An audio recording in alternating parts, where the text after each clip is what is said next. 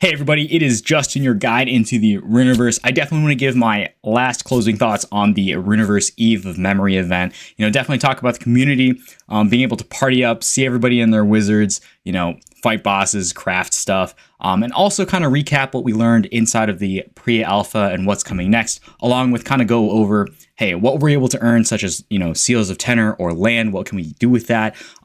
Also kind of go over what the quantum gifts are, and then, just kind of see how things are moving forward, honestly, overall. So, first of all, I want to give a big thanks to Magic Machine and Bisonic for making this possible. It was amazing to just do everything in the Runiverse, actually see a sneak peek of it, and, able to actually earn like a piece of it for the future events coming forward, such as the Alpha, or I don't know when that's happening, but let's move forward. So I think my most favorite thing was actually seeing everybody's wizard partying up, fighting these bosses, just kind of raising through all the mobs to get resources that we need, spiritual materials, as well as gathering, physical materials so that we can craft the things that we want at the font to basically just throw it all into the cosmic recycling bin at the temple to get mana so then we can roll for those juicy rewards. So again, we have Matto here. We have the Headless Wizard. We have Orbis, and pardon if I don't know this wizard, but we have a big squad fighting the big cannon. Honestly, the bosses were amazing. I'll definitely love the slime boss, but this cannon was also really hard to fight as well, especially if you were underleveled. But anyways, it was super satisfying to go through that. The combat was awesome. I honestly didn't understand the action bar at the very top, but as you got to play the game, it became very intuitive. To time your spells is really important, and building your wizard the way that you want with the spells that synergize the best. It honestly gets really complex, and I know it's going to get really exciting as the full game launches. So we'll talk about that in just a moment. Additionally, okay, this was a never mind. We'll talk about the quantum gift, but I wanted to talk about crafting items. So in the pre-alpha, if you crafted a perfect item, you would get a corresponding quantum gift. But essentially, I did want to really highlight the affixes that you can roll when you craft items. So obviously, well, not obviously, but basically actually, let's go find what this rolled. So basically, each equipment is going to be different, right? Based on what you roll, right? You can roll from a pool of affixes, I believe. Correct me if I'm wrong. But basically, this perfect armor that I rolled has 20% toughness, which is going to increase the constitution. Well, it's going to increase your health, I believe. And then, there's also another affix called dedicated. You can gain 15% constitution, 5% intelligence. And each of these things correspond to a quality of your wizard, very D&D style, which will affect your...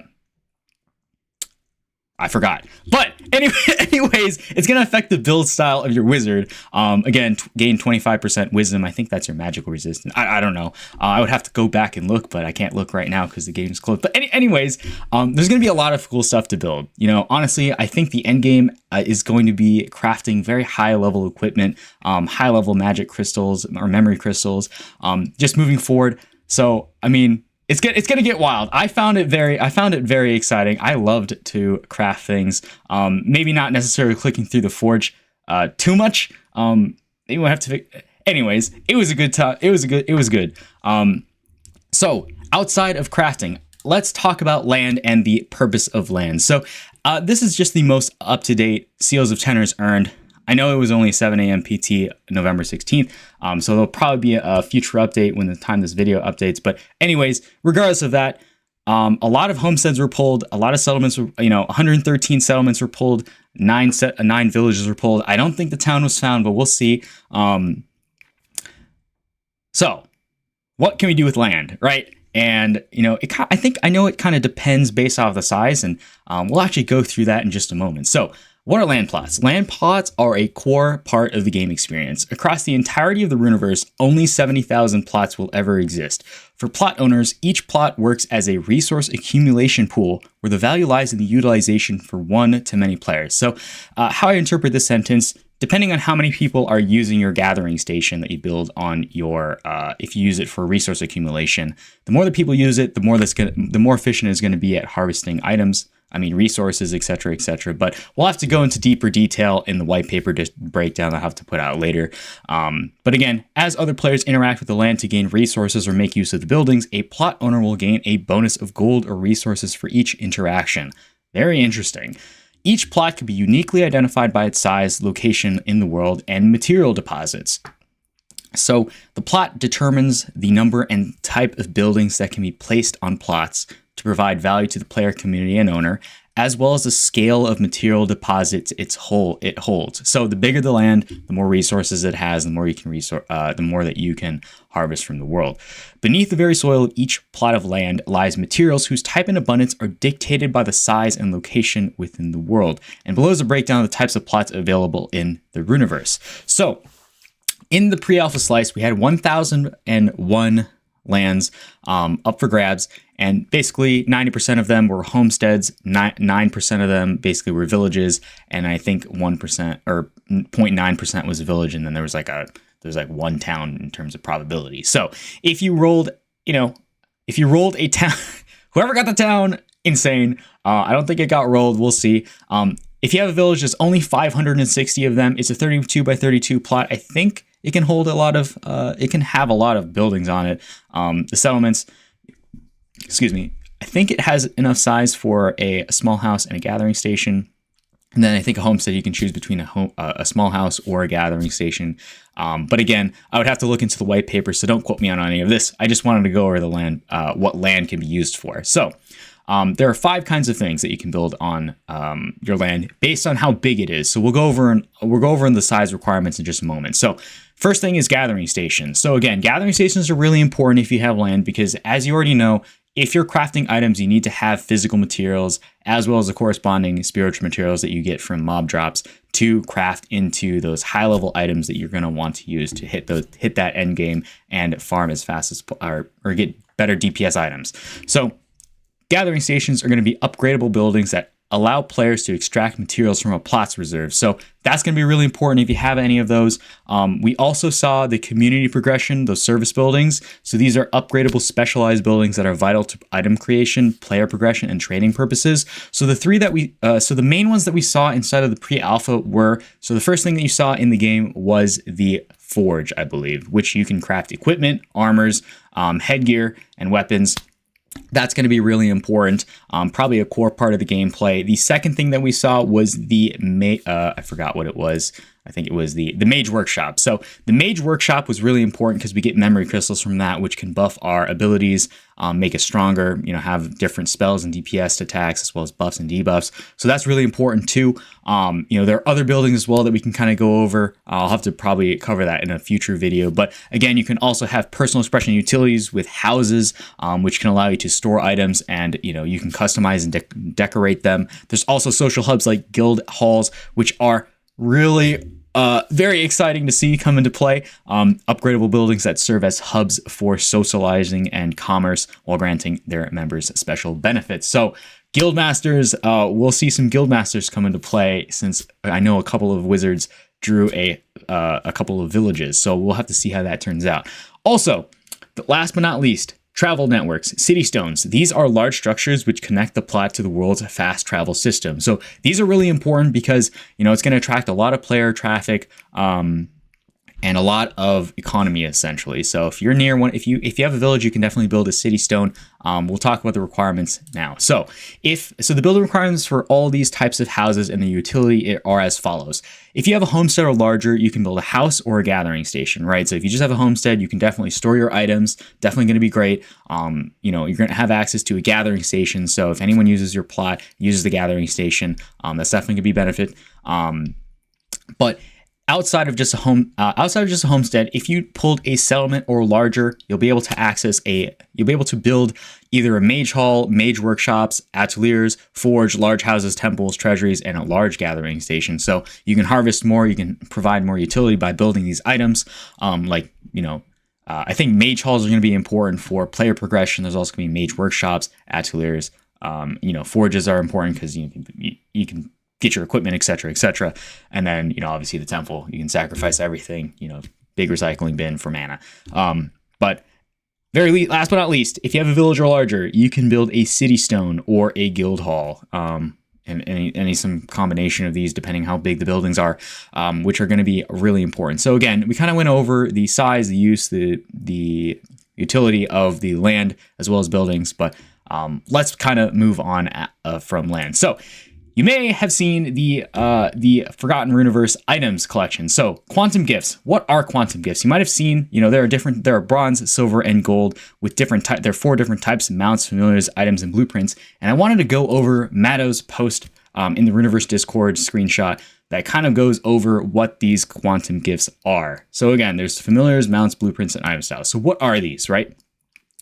So there's a little bit of nuance. We'll go over these. Familiars and mounts gifts contain the actual familiar and the mount, not just a skin. So you will have access to the familiar and mount. So if you like writing things inside of the Runiverse, if you like things following you around, I think familiar and mounts might be for you. These will have utility in the full game. Exact details still to be determined.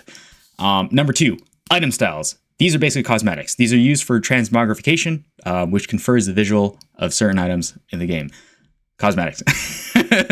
I don't know what items they'll be, but definitely cool. We'll see what those are as we move along. Blueprints. What are blueprints? Blueprints are probably one of the more interesting things that I saw. They allow for unique building styles to be usable when erecting buildings on your property. They will skin the interior and exterior of the building. So when you build buildings, like I outlined just prior, we kind of know how the temple looks in the game.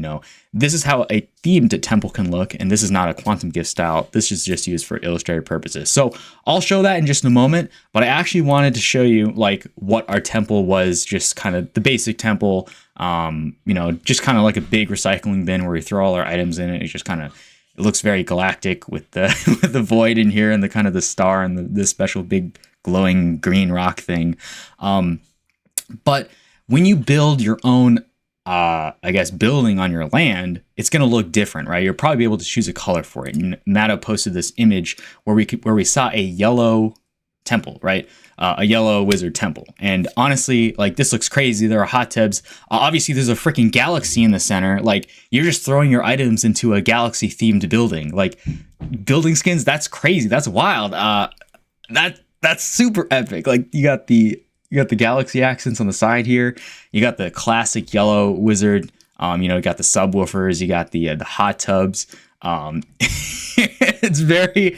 If you look at the lore of the yellow wizards, you'll understand why it looks this way. But I know a couple of other buildings look different. I actually don't know what this tab is here. Oh, I'm going to talk about what's coming in the future. But basically, all these cosmetics are going to be really interesting. This isn't necessarily one from a quantum gift, but again, they're going to look different. I also did want to. Okay, yeah. I'm kind of going off topic here, but again, all the other buildings, we kind of saw the basic, just the basic non-color, just colorless version of each building, from the forge to the mage hall or the mage workshop, I believe, where you can forge a mage those magic crystals. But again, yeah, super cool stuff coming forward. So let's actually talk about what we saw in this vertical slice of the gameplay demo, right? Excuse me. So the concept scope of the vertical slice is just a demo, not that much stuff. We saw 6 out of 36 regions. We didn't see any cities. Our level cap was 15. So again, that's definitely something to keep an eye on. I'll actually break that down in just a moment here. We saw 80 equipment recipes with 22 enemies, etc., etc. We know what we played. But as the early access for the alpha and beta come closer and closer, we have no idea when that's coming, but super excited for when it does. The content scope is going to increase, right? We're going to actually see cities in the game. We're going to see 4. Our level cap is going to go from 15 to 30. So we're actually going to be able to get stronger and specialize and have different abilities, and then there's obviously going to be up to 300 equipment recipes. So again, you saw that the equipment has different affixes. You can build your wizard the way that you want in different particular ways. I think we're going to move away from just the DPS spam that we just the DPS. I think a lot of people built a lot of different ways. I saw DPS, I saw AoE, I saw debuffs and buffs. I saw some dex builds. That was definitely interesting to see, and we're probably going to get a lot more variety as we move into the alpha and the beta. So, there's probably going to be more spells too. So the permutation of and the combination of things that you can build are going to drastically increase. So I think that's going to appeal to a lot of people. There are going to be 3 dungeons. So Dungeon running is going to be cool, very exciting, along with some basic features of the land that I just outlined. I don't know whether that's going to necessarily be resource extraction or whether that's just going to be, oh, you're going to be able to build like a mage hall or forge and, you know, inscribe recipes into them, etc., etc. I don't know what the scope of that will be, but that's going to be interesting. You know, obviously, if you take a look at the beta and the full release, things get kind of wild. So we'll kind of not go over that right now.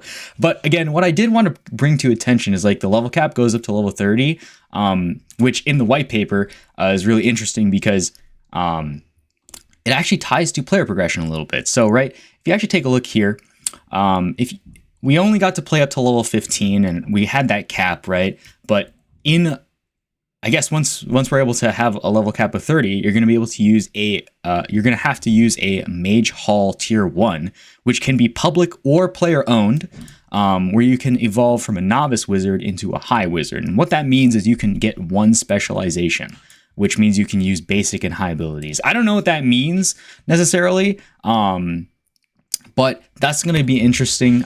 Maybe, I think specialization. I mean, wizard builds, that's kind of I have no idea. I don't know what I'm talking about, but I'm super excited for what that means in the future. And, you know, honestly, if you actually even look at the player progression here, if you look at stage 3 for heart wizards, level 31 to 45, you can get 2 specializations and you keep moving to 3 specializations. But if you notice, if you move from level 30 to level 31, it actually requires a Mage Hall Tier 2, which can only be player owned. So definitely have a lot of emphasis on the player owned buildings and playing with community. So that's going to be interesting. So again, as the player experience expands, as the Runiverse grows unstoppably larger, I'm super excited for, you know, what we get to see with lands, wizards, souls, warriors, everything in between. And honestly, seeing everybody at the portal was one of the best things ever. Seeing everybody's skins, seeing Dota, Elf.